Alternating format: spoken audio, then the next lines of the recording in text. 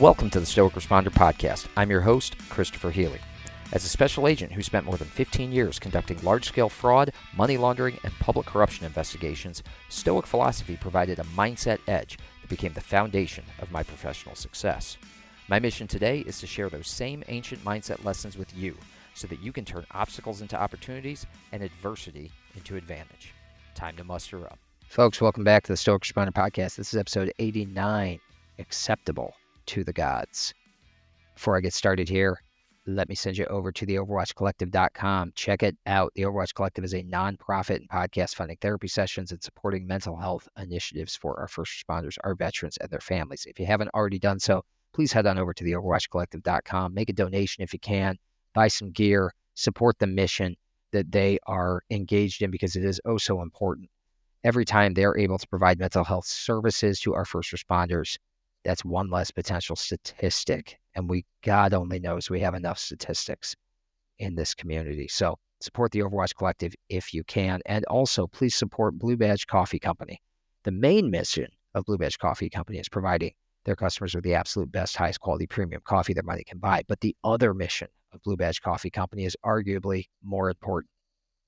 They take a portion of each and every sale and they donate it to law enforcement agencies around the United States to assist them in funding or maintaining peer support and wellness programs for their officers. So just like the Overwatch Collective, they're out there helping our law enforcement community, helping people keep their mental fitness and wellness at the forefront. So please check them out at bluebadgecoffee.com.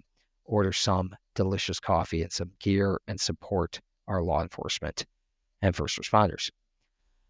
Folks, let me start you out with a quote from Epictetus. If, when he eats, he can be just, cheerful, equitable, temperate, and orderly, can he not thus eat acceptably to the gods? All right, so, we talked about kind of gluttony last week. We had one episode called a banquet or a bacchanal that's very similar. And I think it was also the Friday episode. So these are good ones to step into because I'm digging into sobriety on those Friday episodes because it's a good time to talk about that. It's a good time to talk about temperance. It's a good time to talk about self-discipline. And that's when I tend to dig into temperance and self-discipline. And I like to leave you with temperance and self-discipline and sobriety heading into the weekend because that's when a lot of us tend to give up on our goals. We tend to do very well Monday through Friday. And then Friday night, even as you get older, you're more likely to tie one on and indulge a little bit more than you should. You're more likely to have the bacchanal than the banquet, right? So we're going to talk a little bit about that. We're going to tread on some similar ground today on this Friday episode. So the manner and means in which we consume food and alcohol, it's reflective of our character and our disposition. And, my wife and I have talked about this a lot. We're talking about Epictetus. He's talking about the gods. Obviously they had a different kind of faith tradition than I have. But my wife and I talked about this in the terms of the Christian church. They frown on the consumption of alcohol, taking drugs, et cetera, et cetera. But food is the one drug that is always ever present at every church picnic or banquet. Every time somebody has a birth or a death, what does everybody do? They bring food. They order food. They give you food. And that in and of itself can be a drug as well, right? And what Epictetus is saying here is it's not acceptable to be a glutton, to go above and beyond, to take more than we need, to constantly be consuming. That's not reflective of a good character or disposition. You see, we demonstrate reverence and gratitude for the nourishment provided to us, or we can gripe and complain, right? We can be thankful and grateful for what we have, or we can constantly be seeking more. I think I talked about hungry hippos last week as kind of the allegory of that. Craving versus hunger. Do we take only what we need, or do we indulge in excess, succumbing to our basest desires and instincts? That's what Epictetus is talking about here. You see, he's not really talking about eating. He's talking about kind of everything. Can we be just and cheerful and equitable and temperate and orderly in every situation? Or are we going to overindulge, be gluttons, be jackasses, go above and beyond, take more than what we need at the expense of others? That, he argues, is not acceptable. That's not self-discipline. That's not temperance. That's not virtuous if we're not controlling our basest desires. So in that sense, each meal is an opportunity to engage in choice. It's an opportunity to practice our virtue. When we use that as an opportunity to practice gratitude, to practice moderation, to practice temperance, to be cheerful, equitable, orderly, as Epictetus puts it. When we recognize that true satisfaction comes not from overindulgence, not from what's next, not from going back to the buffet a third and a fourth and a fifth time, but from living in accordance with reason and nature. That is acceptable behavior. Right? So what he's really cautioning us here is against overindulgence, about moderation, about knowing our limits.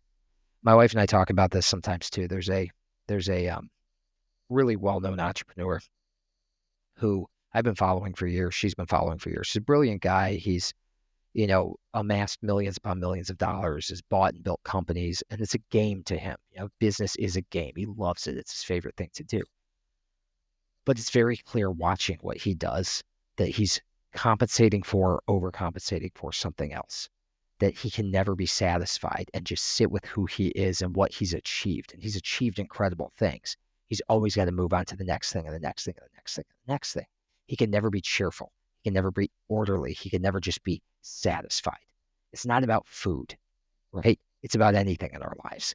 It's about this need to overcomplicate and to overcompensate, and having some caution and some temperance in how we approach life and doing things in a way that allows us to live in accordance with reason and nature. That is what the Stoics are advocating for. That is what is acceptable.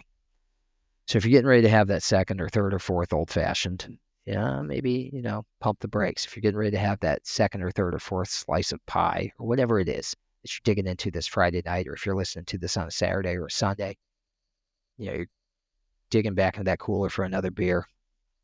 Maybe use this as an opportunity to engage in choice. Maybe use this as an opportunity to practice virtue. Maybe use this as an opportunity to recognize that we need to be disciplined here. We don't need to overindulge in this. We can use this as an opportunity to recognize that true satisfaction doesn't come from that overindulgence, but from living in accordance with reason, living in accordance with nature, living in accordance with virtue, being acceptable. That's what I got for you this week, folks. Let me send you off to the weekend with that cautionary tale.